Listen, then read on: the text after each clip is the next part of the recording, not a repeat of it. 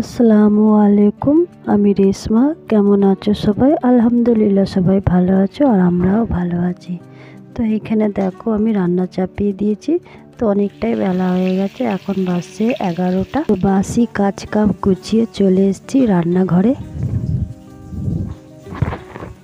তো বিছানা তুলে মেয়েকে দেখো খাবার করে নিয়েছি। আর এখানে ওর জন্য একটু আমি বালশক্তি পাউডারটা গুলে নিলাম। আর এইখানে আমি রান্না করছি সয়াবিন আলুর তরকারি। আর মাছ ছিল, সেই মাছগুলো মশলা মাখিয়ে ভাজবো। আর তরকারিটা আমি আর ভাত তরকারি একবারেরই করে নিই, কেননা মা খাবো তো, মায়ের বেটা আর পাপা তো থাকে না, তো ওই জন্য একবারেই রান্নাটা করে নিচ্ছি। আর ইফতার করার পরে ছোট মেয়ে নিয়ে আর হয়ে ওঠে না, তো খুবই কষ্ট হয়। আর এদিকে দেখো ভাত আর আমি কুকারে ওর জন্য খিচুড়িটা চাপিয়ে দিয়েছি। আর ওই জন্য আমি একবারেই রান্নাটা করে নিই। তো দুপুরে ছেলেটা খাচ্ছে আর রাতে যেটুকু থাকে 9টার মধ্যে খেয়ে নিই, তো অসুবিধা হয় না। তো আমি আর ওই জন্য দুবেলা করি না। আর ছেলে আসবে 1:30টার সময় পরীক্ষা দিয়ে। আর ছেলে তো স্কুলের এক্সাম, তো ওই জন্য তো রোজা রাখছে না। তো বলছে পরীক্ষাটা হয়ে গেলে আমি রোজা রাখবো। ঠিক আছে, তাই করিস। তো পরীক্ষাটা হয়ে গেলে রাখবি। তো রোজা তো খুবই কষ্ট হচ্ছে, বা কোলে কোলে বাচ্চা নিয়ে কাজকাম করা রোজা রেখে, কিন্তু মনটা মানছে না। তো 2 বছর রোজা রাখিনি আমি, যখন কচি পেটে ছিল। আর আমার মেয়ে আগলে বছর রোজা, তখন আমার মেয়ে 6 মাসের ছিল, 6-7 মাসের ছিল এরকম। তো ওই জন্য রোজা রাখিনি। তো এবারে মনটা মানছে না, তো রোজাটা ওই জন্য রেখে দিলাম। আর দেখো এখানে সিঁড়িতে উঠে পড়েছে, দুষ্টু মেয়ে খালি সিঁড়িতে উঠছে খুব। আর এদিকে আমার ঘরটাও ঝাড়ু মারা হয়ে গেছে। আর খালি সিঁড়িতে উঠে পড়ছে। ওইখানে দুটো চেয়ার দিয়ে আটকে রেখেছি, তবু মানছে না, চেয়ারটাকে ঠেলে ঠেলে ফেলে দিয়ে সিঁড়িতে উঠে পড়ছে। এত দুষ্ট হয়ে গেছে। আর এদিকে ভাতটাও আমার হয়ে এসছে। আর এই যে রান্না বান্না করার পর সকালে মানে সব থালা বাসন ছিল, সেইগুলো এখন আমি একবার ধুয়ে নিচ্ছি। রান্নাটা হলো, তো রান্না করলাম, সোয়াবিন এনেছিলাম। তো আজকে ঘরে মানে দেখেছো কেমন চিল্লাচ্ছে। তো ঘরে কিচ্ছু সবজি ছিল না, কিচ্ছু নেই, খালি টমেটোর পড়ে আছে আর আলু পড়ে আছে, পেঁয়াজও শেষ হয়ে এসছে। আর ওই রোজা রেখে ভালো লাগছে না রোদে যেতে আসতে। তো দোকানে গেছি, তাও রোদের থেকে গেছি, মানে ভালো লাগছে না। তো সয়াবিন নিয়ে এলাম, সয়াবিন আলুর তরকারি করলাম। আর ওই মাছ ছিল, মাছটা মশলা মাখিয়ে সব ভাজলাম। আর মেয়েটার জন্য একটু মা কানতে নেই শোনো, ওর জন্য একটু খিচুড়ি করেছি আর ভাত হচ্ছে। আর আমি পারছি না, আমার ছেলেকে বলছি ঘরগুলো একটু মুছে দে, তো বলছে হ্যাঁ মুছে দেবো। তোর কালকে গুজরাটি এক্সাম আছে, আর কালকে গুজরাটি এক্সাম, আর মানে শুক্রবারে হিন্দি, তারপরে শেষ হয়ে যায়, ওই এক্সাম শেষ, তারপর মজাই মজা হবে। হ্যাঁ, কাউকে তোমাকে তোমাকে পরেশান করে রেখে দেবো কাউকে। তোরা তো দুজনে মিলে আমাকে তো পরেশান করছিস সব সময়। এখন করছি তাহলে মেয়ের কাছে না আরো করো। যাও, আমার ঘরগুলো একটু মুছে দাও তখন তো। আর দেখি এখন মনে রোজা রেখে তো বাজারও যাওয়া যাবে না, এত কষ্ট হচ্ছে।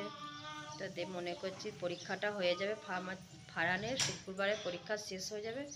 তো মনে করছি শুক্রবারের ইফতার করার পর বাজারে যাব।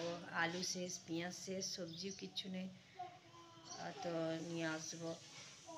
এখন 2 দিন যাহাই মাই করে নিই, কালকে দিনটা পরশু দিনটা, তারপর যাহাই হবে রান্না। তো চলো যাবো, ঘরটা মুছে নাও আমার সোনা, একটু মুছে দাও। তোমার ছেলে ঘরটা মুছে দে।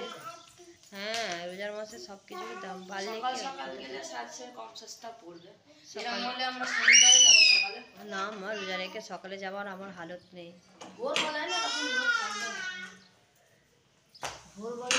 না ভোরবেলায় নাই কথা বলো, আমি রোজা রেখে আমার হালত নেই যে আমি রোজা রেখে সকালবেলায় বলো আর ইফতার করার পর মুখে পানি দিয়ে তারপর যাবো।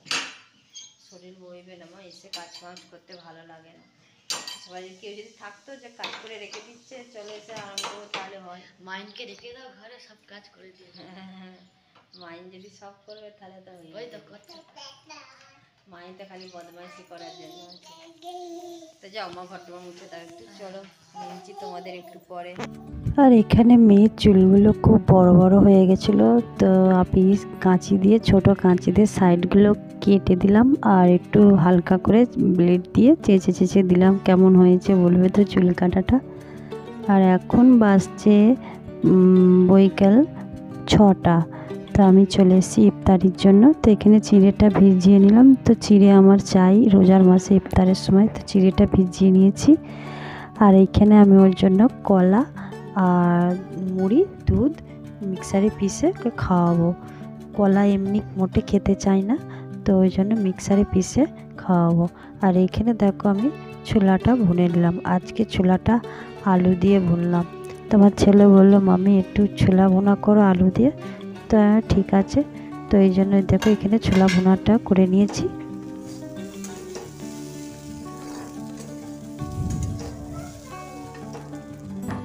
তো এখানে দেখো আমি একটা একটা করে ইফতারির জোগাড় করে নিচ্ছি।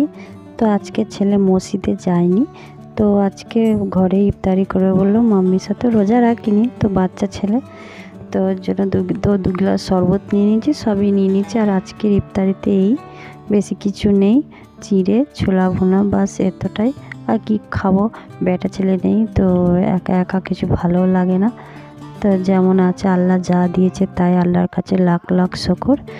আর কি সত্যি কথা বলতে, যখন খেজুরটা খেয়ে পানিটা খায়, শরবতটা খায়, ওইতেই জান ঠান্ডা হয়ে যায়, তাই না? রমজান মাসটাই এমন। তো চলো ভিডিওটা তাহলে এখানেই শেষ করছি। ভিডিওটা যদি ভালো লাগে একটা লাইক করে পাশে থেকো, চাইলে চ্যানেলটিকে সাবস্ক্রাইব করে নিও। আর চলো খোদা হাফিজ, সবাই ভালো থেকো, সুস্থ থেকো। তো দেখা হচ্ছে আবার একটা নতুন ভিডিওতে। আল্লাহ হাফিজ।